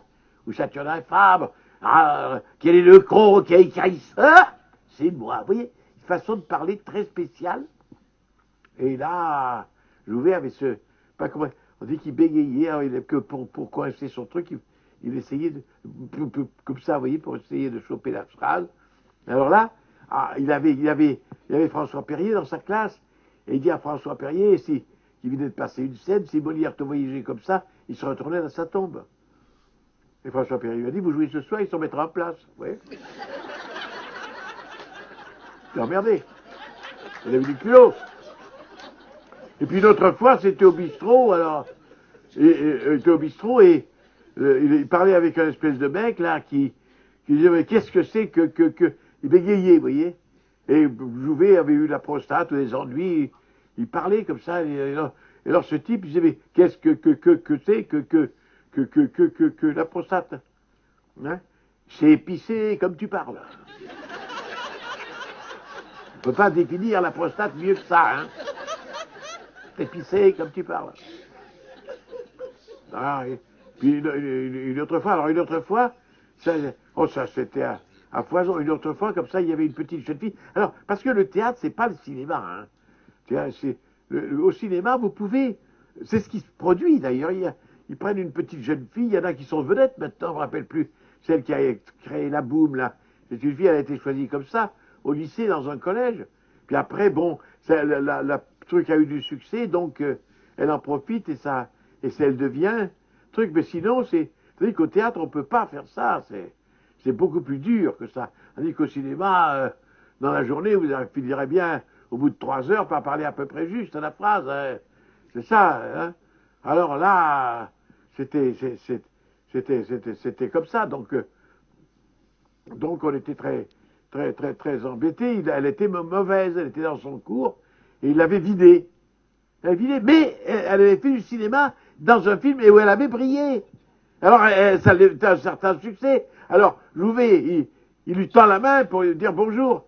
Et elle, vexée, retire sa main. Et il lui dit, tu peux me serrer la main, le talent n'est pas contagieux. Oui. Ça, c'est extraordinaire, des gens comme ça. Ouais. Oui, j'ai eu en classe. Il disait, il n'y a pas de réussite rapide. Pas de réussite rapide. Non, je vais toujours travailler beaucoup, passer du temps. Mais on cite quelqu'un qui avait réussi tout de suite. Il y en a aussi qui sont macros, vous voyez. On ne pouvait pas lui répondre. Il était toujours très pessimiste là-dessus. Et machin. Ben alors, voilà. Alors moi, pas. Au conservatoire, on a 3 concours. On a droit à concourir plus exactement 3 fois, ou 2 fois, je ne me rappelle plus. Alors, au bout de 2 ans, on avait le droit de concourir, pas la première année, au bout de 2 ans. Alors que là, alors là, j'ai concours, j'ai un accessite, donc ça ne vous donne rien, un accessite, hein. Mais, l'année suivante, je passe au 3e tour, et là, j'ai un premier prix. J'ai un premier prix, mes frères, mes sœurs. Et là, un premier prix, c'est la Comédie Française. Théâtre prestigieux. Brusquement, vous rentrez à la Comédie Française. Et là, ça me faisait marrer parce que il y avait une jeune femme, elle était venue me voir mon père, c'était la femme d'un grand Manitou dans son travail, et qui avait dit à table, comme ça, avec un truc bordin, et que veut faire Michel plus tard. Moi, j'avais 15-16 ans. Oh, mon père avait dit d'un ton navré, madame, nous voulons faire du théâtre. Ah, mais peut-être finira-t-il à la Comédie Française. C'est-à-dire, faut pas rêver. Eh ben, paf, je le remets dans le baba. Nous sommes en 1950, alors que McCarthy lance la chasse aux communistes aux États-Unis, que la guerre de Corée éclate, que Cendrillon sort sur les écrans et que Marlon Brando se prépare à tourner un tramway nommé Désir, Michel Galabru ne se laisse pas distraire. Après 3 années passées au conservatoire, il passe enfin son concours de sortie. Sa prestation fut tellement acclamée qu'il en sort avec les félicitations du jury qui lui décerne le premier prix. Star is born, comme l'aiment à répéter nos amis japonais. Chers amis du public, vous pouvez l'applaudir. Oui, plus fort, encore plus fort. Laissez-le, allez-y. Il a un culot là. Demandez d'applaudir et quoi. Enfin bref, je rentre évidemment dans cette grande maison et tant qu'il n'y a pas eu du cinéma ou que le cinéma n'avait pas pris cette ampleur, eh bien évidemment la Comédie Française c'est le grand théâtre. C'est le grand théâtre. Et puis alors là, évidemment, c'est là où on joue le grand classique, les grandes œuvres. C'est un des meilleurs théâtres français, même du monde. On faisait des tournées, je me rappelle, on avait beaucoup de succès. C'était un théâtre prestigieux. Alors là, il joue les grands textes, les grandes tragédies de Racine, de Corneille, de Shakespeare, ça. Alors il y a des comédiens là, extraordinaires, avec des voix magnifiques. Et puis des types, alors là, je me rappelle Jean Hervé, ça vous dit rien, mais Jean Hervé, il avait une voix extraordinaire. Il avait souvent des trous de mémoire, alors il disait, mais non, pas le texte, le sens. Il envoyé à son souffleur. Il voulait le sens parce qu'il ne savait pas son texte. Il fallait. Oh. Alors, d'ailleurs, il était si beau, si magnifique, si ample, qu'il y a un type qui allait à la chasse avec lui, la chasse présidentielle même, et il avait dit, oh, c'était considérable, dans sa braguette, j'ai cru qu'il avait un lapin, tellement c'était énorme.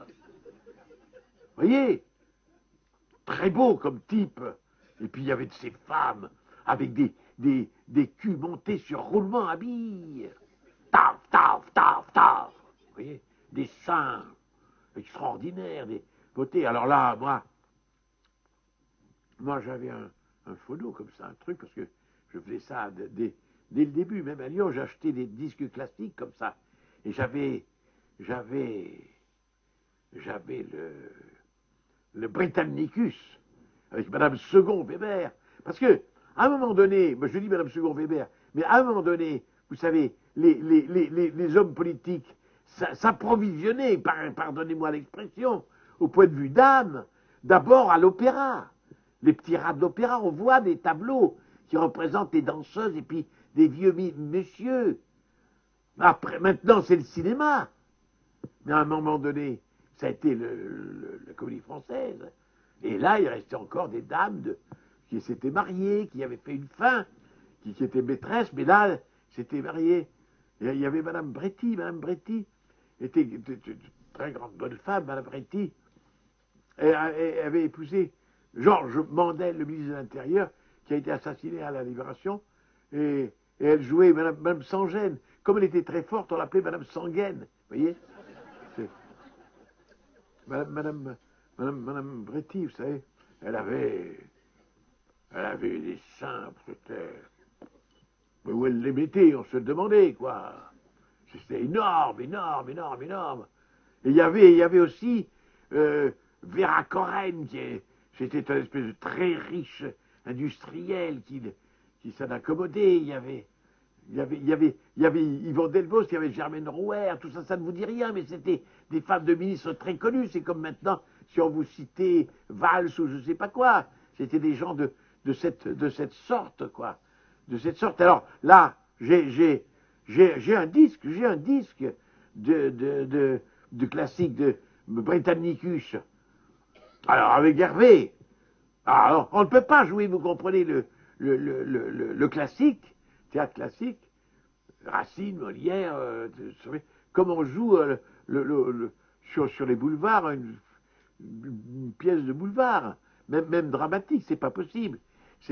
Ça s'apparente à l'opéra, ça s'apparente au chant, tellement c'est. Alors, il y avait, je reconnais les coups, je connais l'assassin. Et qui, madame, vous, moi. Vous voyez?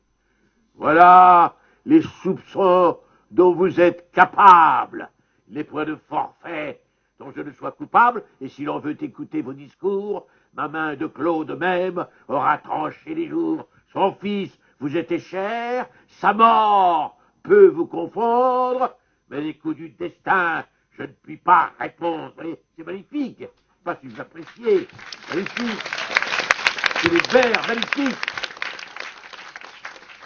Et alors aussi, il y avait les comédiens, il y avait un concours de tragédie au conservatoire qui était réservé, parce qu'il n'y avait pas beaucoup de tragédiens, ça demandait des physiques, ça demandait des voix, mais alors il y avait aussi, il y avait forcément ces gens-là, il y avait des grands comédiens, je me rappelle Jean Yonel, Lionel. Alors lui, Lionel, Jean Lionel, qui a créé la Reine morte de Monterland, excusez du peu. Alors lui, Lionel, il disait, il prétendait, il était un peu siphonné, il prétendait que Shakespeare lui téléphonait. C'est marrant, hein? Alors Belmondo, qui n'en ratait pas une, qui était au conservatoire, l'autre donnait des cours au conservatoire, Lionel. Il s'était mis dans les cintres, en haut, et il faisait « Lionel !» en haut. « C'est William qui t'appelle. » Alors Lionel faisait « Petit con !» parce qu'il parlait comme ça. « Si je t'attrape !» Vous voyez, c'était un palpitant. Lionel, formidable. Et puis aussi, alors il y avait d'autres acteurs pour la comédie, pour Marivaux, pour Molière, pour Beaumarchais, pour tous ces gens-là. Il y avait d'autres voix, d'autres styles de jeu, qui étaient des types charmants, qui parlaient avec une préciosité qui était très... Je te reconnaissais pas, moi. Te voilà si gros et si gras. À un moment, ça, je me régalais là parce que c'était très joli. Vous voyez, vous savez, le rideau de Rosine s'agitait un peu et il croit qu'elle est derrière le carreau. Alors il fait un moment. Ah, j'ai cru que c'était elle. Parle toujours, je t'entends de reste, vous voyez. Et alors, il y avait aussi un poème très curieux. Oh, très curieux, pourquoi je dis ça, je suis con. Pas plus curieux que l'autre. Ce poème, Le sonnet d'Arvert. C'était un type, Arvert probablement, qui était tombé amoureux d'une femme et qui n'osait pas le lui dire. Et c'est plus important que vous croyez, parce que là, dans cette assemblée-là, ce soir, combien de gens n'ont pas osé dire à quelqu'un qu'ils l'aimaient? Combien sont-ils? Hein? Alors, vous avez loupé votre coup. Vous êtes marié finalement avec celui avec qui vous avez osé, qui vous impressionnait moins, donc qui était moins bien. Vous voyez ce que je veux dire? Sans attaquer personne. Vous voyez, c'est terrible. Alors, le sonnet d'Arvert, c'est un type donc qui est amoureux d'une femme et qui n'ose pas le lui dire. Alors ça dit comme ça, c'est un poème. Mon âme a son secret, ma vie a son mystère, un amour éternel en un moment conçu, le mal est sans remède. Aussi j'ai dû le taire, et celle qui l'a fait n'en a jamais rien su. Et lisant ces vers tout remplis d'elle, elle dira, quelle est donc cette femme, dira, et ne comprendra pas. Vous voyez, la femme ne sait pas que c'est elle qui est. Et alors après, il y a un auteur dramatique, je ne me rappelle plus comment il s'appelait, qui est très connu, vous voyez, mais je ne le connais pas, qui est très connu, qui a écrit le sonnet d'Arvert, il a fait une parodie, le sonnet d'Arvert à l'envers. Alors ça c'est très marrant parce que ça fait mon âme a son secret, ma vie a son mystère. Là, il dit, mon âme est sans secret, ma vie est sans mystère. Un déplorable amour en un moment conçu. Le mal est public, je n'ai pas pu le taire. Dès qu'elle m'a trompé, tout le monde l'a su. Et puisque pour faire le bonheur sur terre, il faut être deux, le troisième par elle est toujours bien reçu.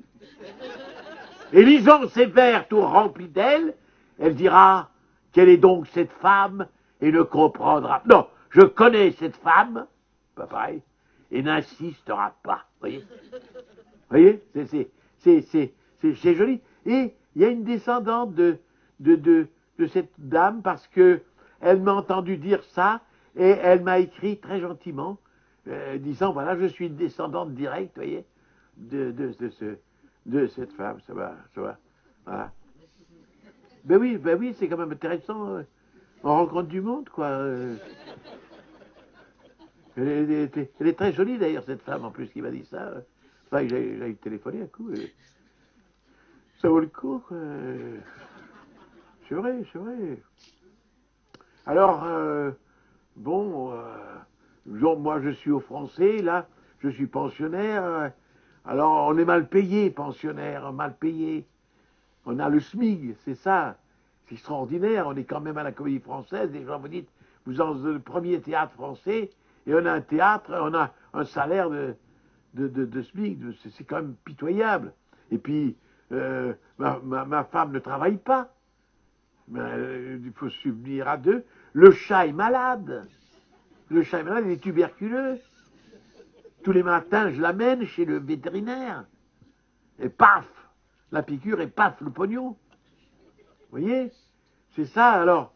Et puis moi, je ne suis pas beau, je ne peux pas séduire. Ça sert énormément d'avoir un bon physique. Pour les femmes, n'en parlons pas. Une belle femme, ça peut te choper un puits de pétrole. Mais parce que vous ne savez pas y faire, mais ça... Un puits de pétrole, vous pouvez avoir, si vous savez y faire. Le type, il vous lâche ça dans la nuit, le type. Hein. Bah, vous le faites pas, vous le faites pas. Mais oui, c'est vrai. Mais moi, j'avais pas... C'est pas beau, je ne pouvais pas me débrouiller de ce côté-là. Et j'ai connu des camarades qui ont eu des trucs terribles, des très grands avantages. Enfin, et quoique je dis ça, et c'est pas vrai en fait. C'est pas tout à fait vrai. C'est très curieux parce que il m'est arrivé une chose étrange.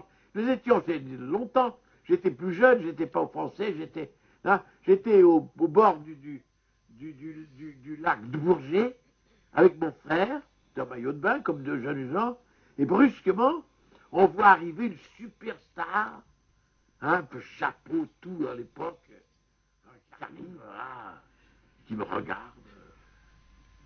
Alors nous, on était émerveillés, c'est une vedette. Hein. Une vedette, c'est aussi con que notre, mais on met du temps à comprendre. Maintenant que je les fréquente, on voit bien que c'est le tour. Alors là, il me regarde un peu, et puis moi, je pars à Paris, je fais mon conservatoire, 3 ans, j'ai mon premier prix, je rentre à la Comédie Française, et là, je suis là, je suis distribué dans Cyrano de Bergerac, je fais un cadet au siège d'Arras, donc je suis couché sur la scène, mimant les types qui ont très faim, tout ça, et voilà. Et le type qui rentre, c'est Cyrano, et Cyrano, c'est ce type du lac du Bourget. Et il vient, il s'avance près, moi je suis couché près du trou du souffleur, et lui il s'avance, et il me pousse du pied, comme ça. Parce qu'il venait toujours près du souffleur, lui, il fallait que... Je ne savais pas très bien son texte. Il me pousse du pied, il me dit « Tu sais que tu m'as excité, toi, au lac du Bourget ?» Vous vous rendez compte? On ne s'imagine pas, hein. On croit que... Mais si, on peut. M'a excité. Bon, j'ai pas répondu, forcément. Mais après, il était dans la même troupe que moi. Alors, quand on partait en tournée, en train, il était là. Vous savez, quand on arrive dans une gare, alors on passe dans le couloir avec sa valise pour descendre. Il était derrière. Alors moi, je faisais comme les femmes. Vous savez, les femmes qui ne veulent pas être importunées. Oh, écoutez, je ne sais pas. Beau ciel ce soir, vous voyez. Mais il était derrière. Et puis même, il me dit à Strasbourg, cette nuit, laisse-la pas à l'hôtel, laisse la porte de ta chambre ouverte, et ta carrière est faite. Il faut avoir du mérite. Hein. Je n'ai pas bronché. Hein. Ça a été Verdun. Verdun, personne n'est passé. Mais alors, j'ai mis 10 fois plus de temps que... Oui. Et j'étais donc là au Français, je rentre à Paris, et il y avait un article dans le journal, là, Paris Presse, qui était un peu le rival, qui n'existe plus, mais qui était le rival de François à l'époque, et il mettait les premiers prix ne veulent rien dire. Qui se souvient encore du premier prix de Galabru? Vous voyez? Oh là là, j'ai dit, il est temps de m'en aller. Hein. Et j'avais rien, je ne pouvais rien. J'étais emmerdé. Et, grâce à Dieu, je rencontre Suzanne Flon, qui était une très bonne comédienne, mais en plus, une femme charmante, qui me dit, mais, je la connaissais un peu, elle me dit, mais Michel, vous n'êtes plus au Français, c'est ce que j'apprends, écoutez, mais venez alors donc chez nous, moi je monte la Mégère apprivoisée avec Pierre Brasseur, venez, là, on joue à la télé. Ah, elle était très gentille. Ben, je saute sur l'occasion et je jouais. Et il y avait Belmondo, là, qui sortait du conservatoire, qui jouait un petit rôle, comme on jouait deux valets, quoi. Deux valets. Et alors là, on a connu Pierre Brasseur, et ça a été un enchantement, parce que tous les soirs, il nous prenait tous les deux, vous voyez. Et puis alors, on allait bouffer à droite, à gauche, et puis il nous a fait connaître un tas de gens très intéressants dans Paris. Hein. Il y avait René Clair, il y avait Yves Montand, il y avait Piaf, il y avait tout ça, Joseph Kessel, on bouffait tous les soirs, là. C'était formidable.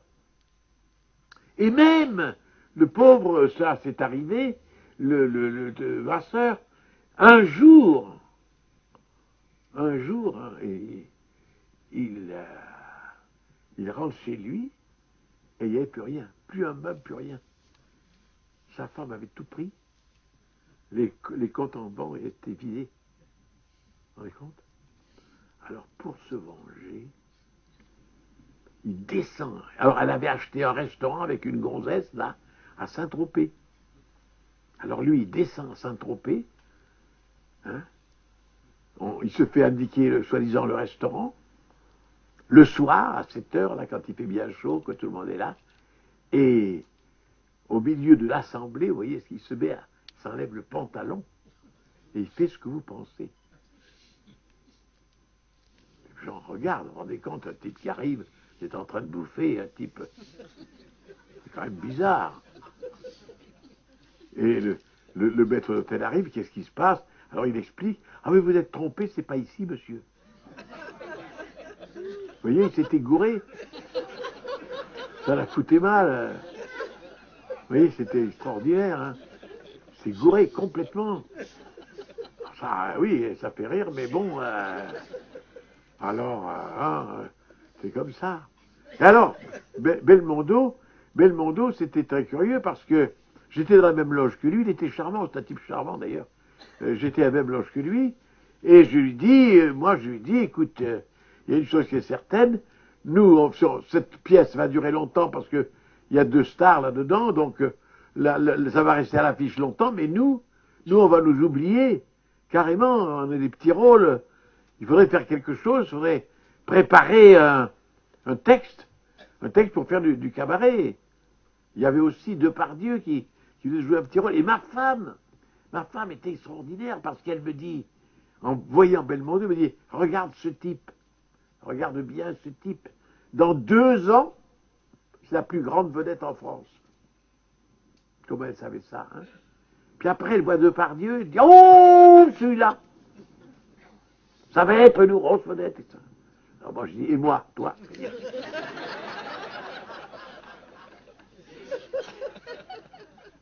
Alors, je dis à Belmondo, là, un truc, c'est la même loge, il faudrait quand même trouver des textes pour se faire un petit numéro, là, quand il y avait Poiret, Serrault, Jean-François Pierre, Marc Thibault, tout ça, ça fonctionnait bien.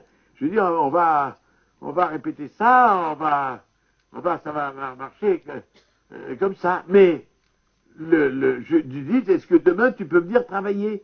Et il me dit, non, je ne peux pas. Pourquoi tu ne peux pas? Parce que je tourne. Tu y tournais déjà. Dans la même loge, on était dans la même loge. Je lui dis, je tourne. Tu tournes quoi? Ah, j'en sais rien. Mais où tu tournes? Champs-Élysées. Et la caméra est dans un triporteur. Et qu'est-ce que tu dis? Ce qui me passe par la tête. J'étais à bout de souffle. On l'a plus revu, il est devenu vedette. Grande vedette.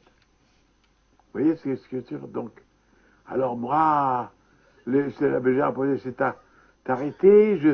Je suis allé ailleurs un peu avec Pierre Freinet, qui était très gentil. Je suis allé jouer avec lui. Là, il y avait Yvonne Printemps, elle m'avait dit, tu vas assister à des rigolades, parce que quand ils s'engueulent tous les deux, ça vaut leur pesant.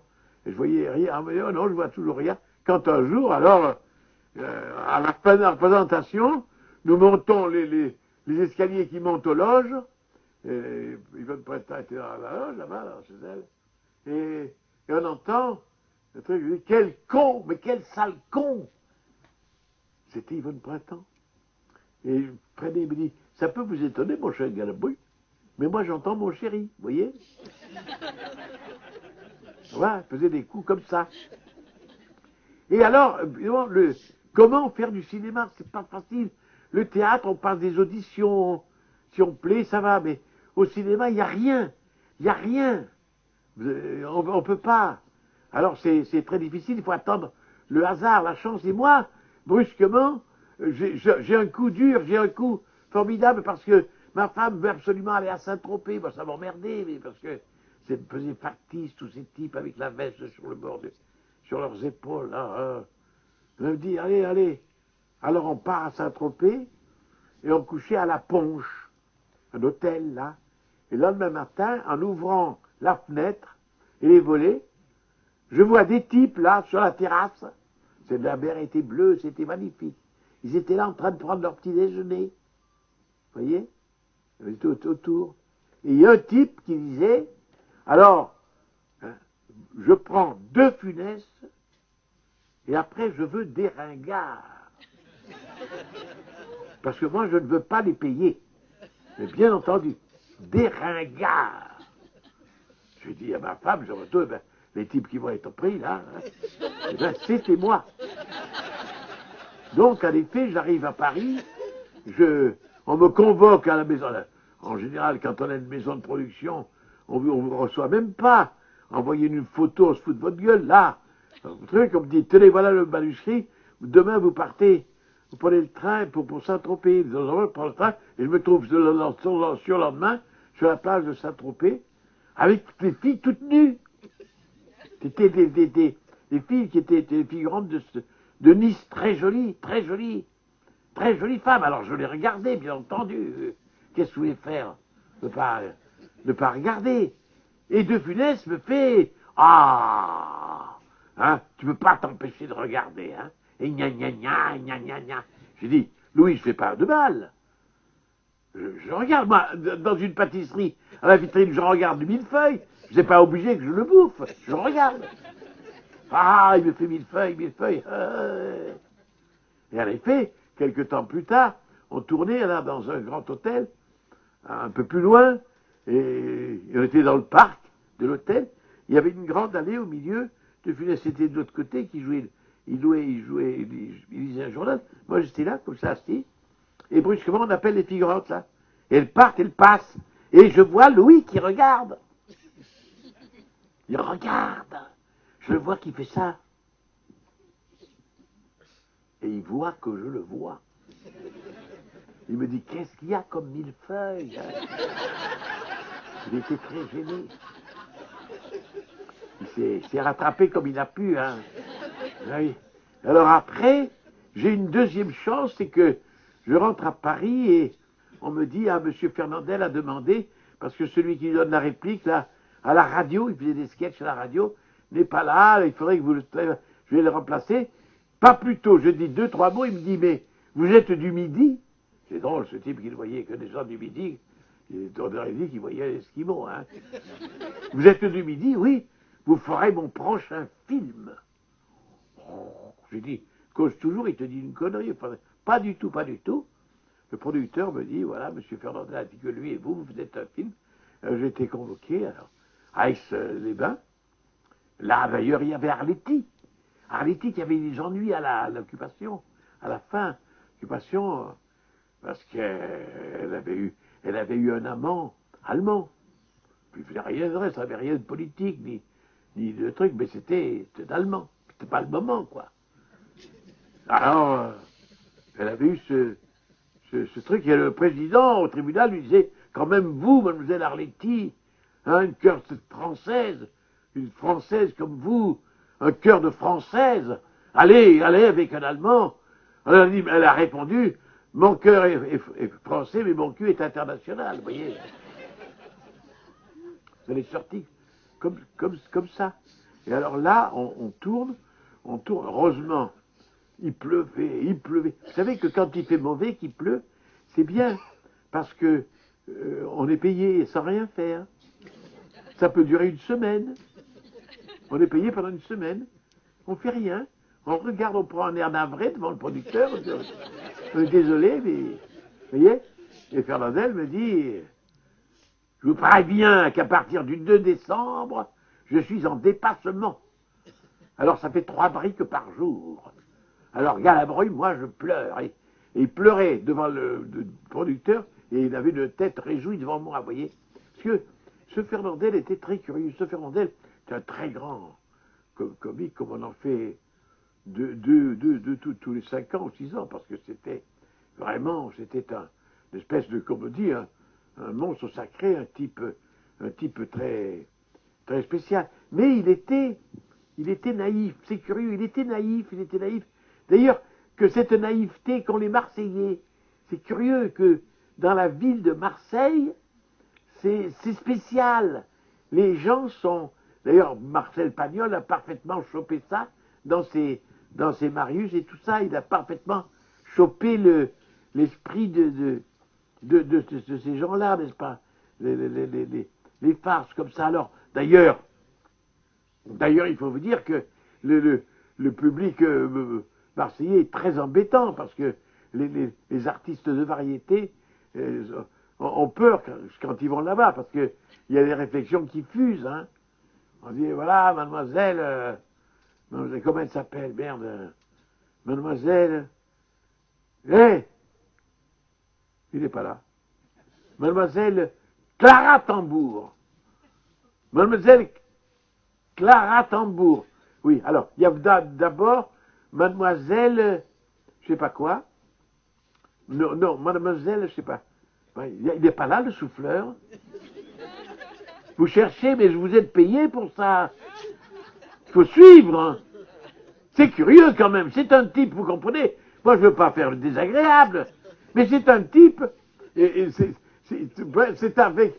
J'étais marié avec sa mère à l'époque. Elle m'a planté, est allée épouser un autre type, et ils ont eu ce fils. Mais je ne suis pas obligé de les nourrir. Mais au moins qu'il fait son travail. C'est pas croyable. Alors, vous comprenez, il n'a pas étudié la terre, le truc, alors, c'est pas dans le texte. Vous foutez de ma gueule, là. Mademoiselle Clara, et alors, il y a un type dans ça, c'est une pute. Alors, l'appariteur, quoi qu'il en soit, Clara Tambour. Et puis, alors, il y en a une autre, alors, c'est mademoiselle, comment elle s'appelle, là, hein, qui était du... Bon, ben, il ne sait pas davantage. Alors, c'est le fini, hein, vous ne ferez plus partie de l'équipe, voilà, c'est tout. Faut pas exagérer. Moi, je veux bien payer, mais bon. Alors, l'autre, elle dit au public, et maintenant, qu'est-ce que vous voulez que je vous chante? Et il y a un type qui fait rien, vous voyez. C'est le public marseillais. C'est très très dur. Parce que, il y a même à l'opéra, il y avait le chanteuse qui était très forte, et le ténor qui était plus fluet, ne pouvait pas la porter. Alors il y a un type qui lui a fait 2 voyages. Vous voyez, à Marseille, c'est comme ça. C'est comme ça, à Marseille. C'est emmerdant, mais c'est comme ça. Alors, et Fernandel, donc, était simple, était gentil, était très simple, comme pas du tout grande vedette. Et il avait une certaine ingénuité. Et sur le plateau, il fait une plaisanterie qui était un peu lourde. Tout le monde rit par complaisance, sauf la script. Et alors là, il fait, ça vous fait pas rire, madame? Ça, c'est la merde. Hein. Qu'est-ce qu'il va dire? Hein? Elle aurait dit, la pauvre femme, non, monsieur, j'ai oublié mes lunettes. Oui. Ça la fout mal, hein. Vous voyez, c'est vrai. Pauvre femme, hein. Alors, ce Fernandel, il était très copain avec Pagnol, parce que Pagnol, d'abord, il avait donné des bons films, il avait fait de très bons films avec Pagnol, parce que c'était un grand acteur quand il était bien conseillé, très grand. Et alors là, avec Pagnol, ils discutaient, ils s'engueulaient souvent comme deux, parce que Pagnol avait aussi un compteur enfantin, il se promenait avec les gens, les techniciens, Ouais, il se faisait interpeller comme un camarade. Oh, Marcel! Quand on savait qu'il était de l'Académie française, ça faisait bizarre. Oh, Marcel, tu viens me prendre un demi, voilà. Et alors là, Marcel, là, il y a un pépin, là. Et tu sais pas non plus, là, parce que, vous comprenez, je comptais sur lui, ben, oui, comme c'est gênant, un trou de mémoire, et normalement, il ne doit pas y en avoir. Il ne doit pas y en avoir. Alors, il fait une plaisanterie, ça vient, il fait une plaisanterie sur le plateau, et tout le monde rit par complaisance, mais c'était pas très drôle. Et il dit, il dit à un script, qui est une personne âgée, ça nous fait pas rire, madame? Elle dit, non, excusez-moi, monsieur, j'ai oublié mon dentier. Oh, putain. Et ça la foutait mal, hein. Et puis alors, il se bagarre avec Pagnol, et finalement, Pagnol lui dit, et puis, non, il dit, moi, je resterai, je traverserai, parce que moi, je suis auteur, on jouera mes textes plus tard, mais toi, tu es un pitre, tu seras oublié. Ça oublié, on ne parlera plus de toi. Alors l'autre, il ne voulait pas, il disait non, c'est pas possible, truc. Et alors finalement, Pagnol lui dit, écoute, puis tu es un con. Un con. Il était très copain. Tu es un con. Alors, Fernandel est mortifié, il va chez lui, il dit, ah, Pagnol m'a traité de con, mais il ne le pense pas, il va s'excuser, il va envoyer un petit mot pour s'excuser. En effet, il voit arriver un monsieur avec une enveloppe. Alors il dit, ah, voyez, il s'excuse. Voilà, il m'envoie une lettre pour s'excuser. Alors il prend la lettre, il l'ouvre, et il y avait, j'ai dit que tu étais un con et je le maintiens. Alors là, lui, Marcel Pagnol était très, très gentil avec moi. Très gentil. Alors ça, il m'a proposé des trucs même. Alors là, il me propose un truc que j'ai pas pu faire, je me rappelle plus. Mais il m'a proposé la femme du boulanger que j'ai refusé parce que je lui ai dit, ah non, j'ai dit, vous comprenez, il y a Rému qui a joué ça, moi je peux pas, à côté de lui, je suis l'orteil de Rému, c'est pas possible. Alors, mais finalement, on me l'a donné, puis je me suis aperçu d'une chose, c'est que, bon, il y avait Rému, c'était le grand virtuose, c'était le type bon, mais il y a le texte. C'est comme si vous jouez au piano, au Liszt ou truc. Alors, si vous n'êtes pas le grand pianiste, c'est truc, mais c'est quand même Liszt. Et là, c'était quand même la femme du boulanger de Pagnol, vous voyez? Forcément. Donc, ça, c'était un raisonnement faux. Il fallait le jouer. C'était un raisonnement faux. Il est toujours là, oui. Là. C'est curieux, moi, je serais à sa place, je serais emmerdé, je serais honte. Alors, là, Pagnol aussi il me donne un rôle dans les lettres de mon moulin. Oui, merci. Il a dit moulin. Je ne vais pas le payer pour moulin. Quand même. Dans les lettres de mon moulin, et j'avais qu'une phrase à dire, c'est un bon mulet, mais il pète. C'est tout ce que j'avais à dire. Donc, normalement, il fallait 2 heures pour le dire. Mais le vent se met à souffler, le Mistral, est impossible d'enregistrer, ça soufflait dans les micros. Il n'avait pas, à ce moment-là, la technique pour parer cet inconvénient. Donc, on est resté sans rien faire pendant 8 jours, 10 jours. Et il y avait un retraité du tram, un figurant, qui me disait, Monsieur Levent, notre meilleur syndicat. Ils sont très drôles à Marseille, de façon générale. Mais ma femme était très contente parce qu'elle partait tout le temps à Aix, chercher un meuble, acheter un meuble avec le cachet. Elle me disait, elle se levait à 5 heures, elle me disait, tu crois qu'il va faire du vent aujourd'hui parce que je disais, bon, je vais acheter une saloperie, vous voyez comme c'est.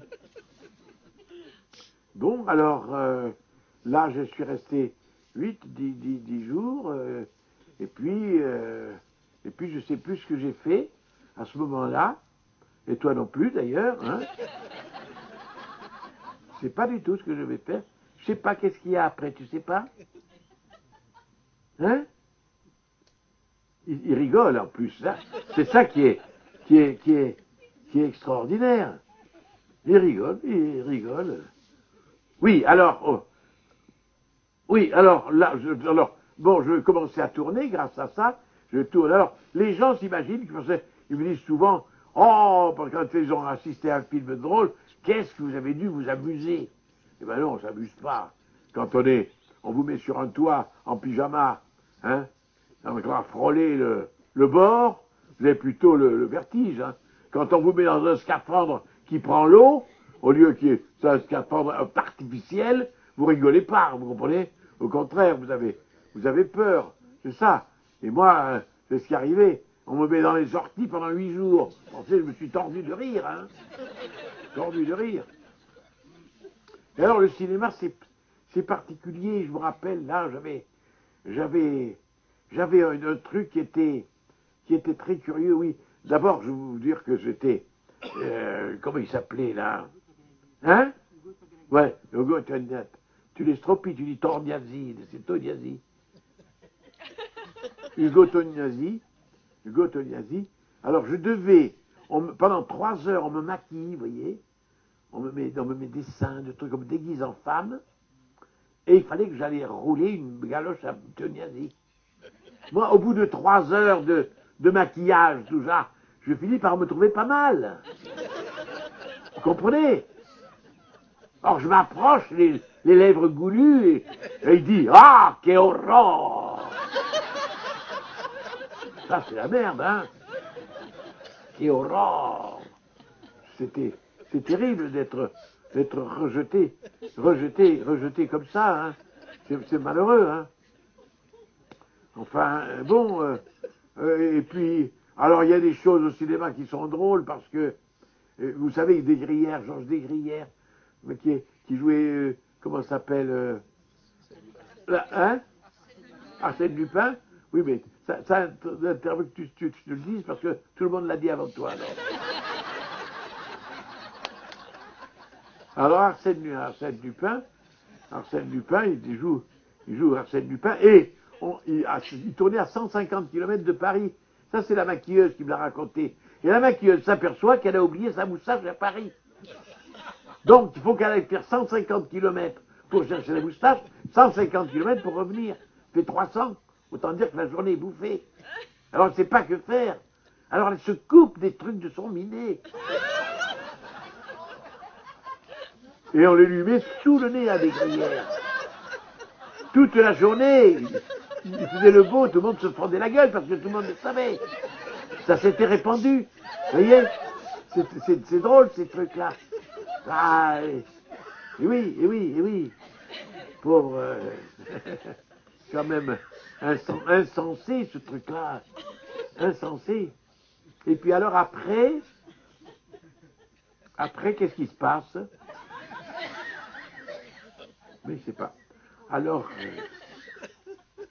oui. Et alors après, oh, il y a un truc au cinéma. Il y a des choses drôles parce que c'était un metteur en scène, très connu, que j'ai connu, moi d'ailleurs, et il dit à son assistant, eh bien, on pourrait mettre dans ce rôle mademoiselle une telle. Et le type dit, l'assistant, lui dit, ah non, c'est pas possible. Elle a baisé avec tout Paris, tout Paris lui est passé sauf le tram. C'est pas possible. Et il dit, c'est ma mère.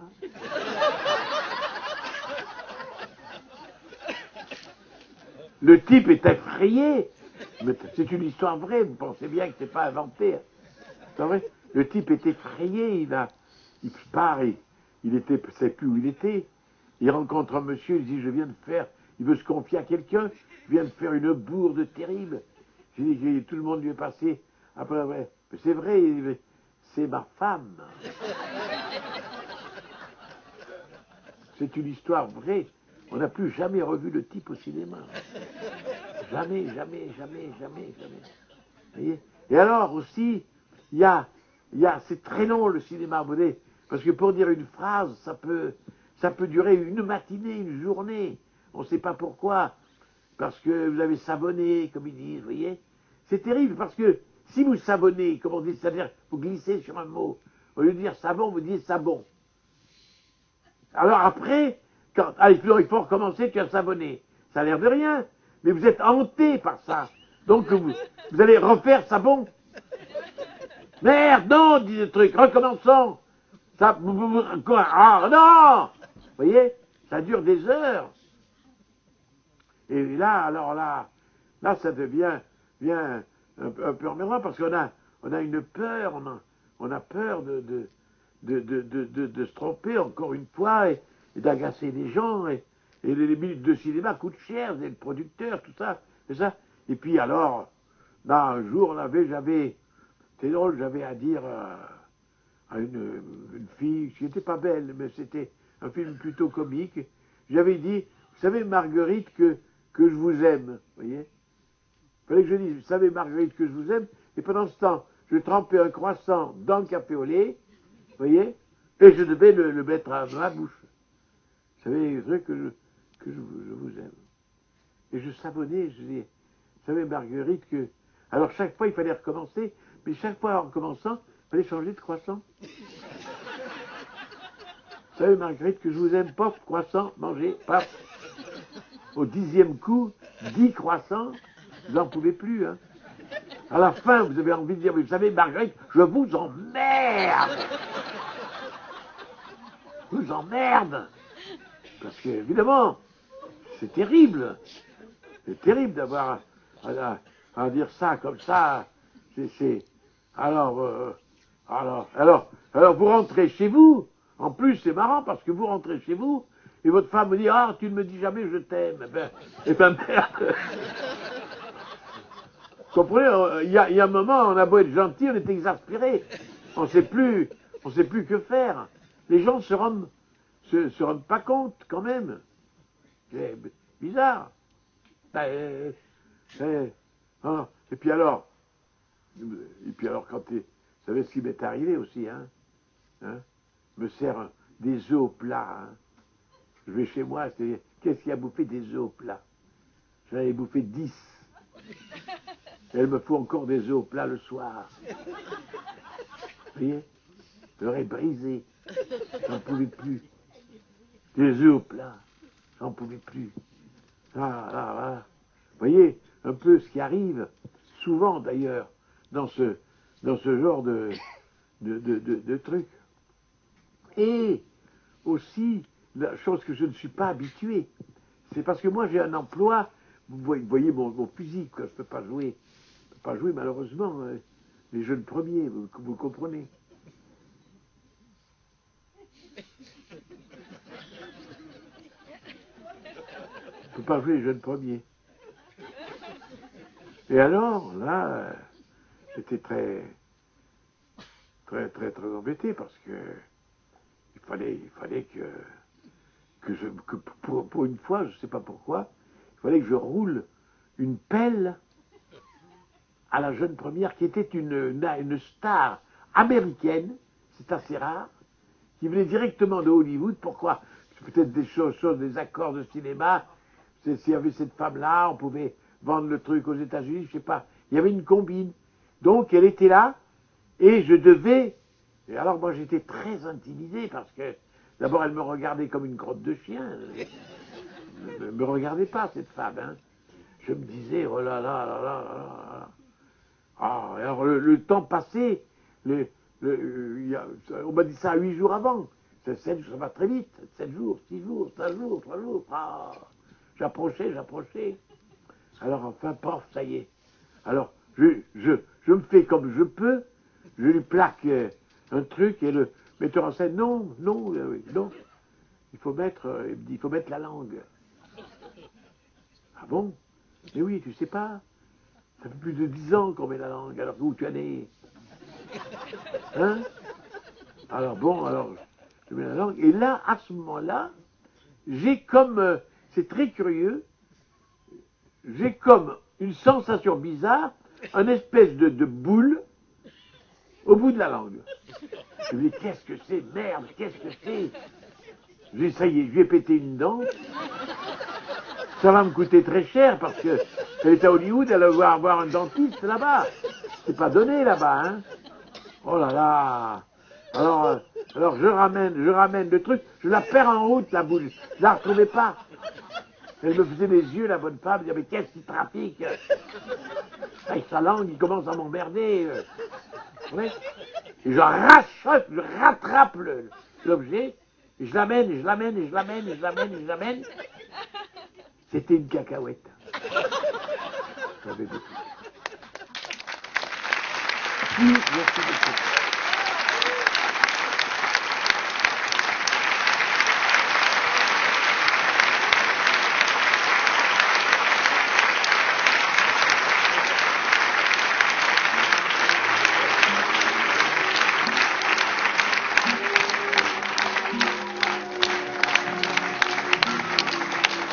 Merci beaucoup, merci.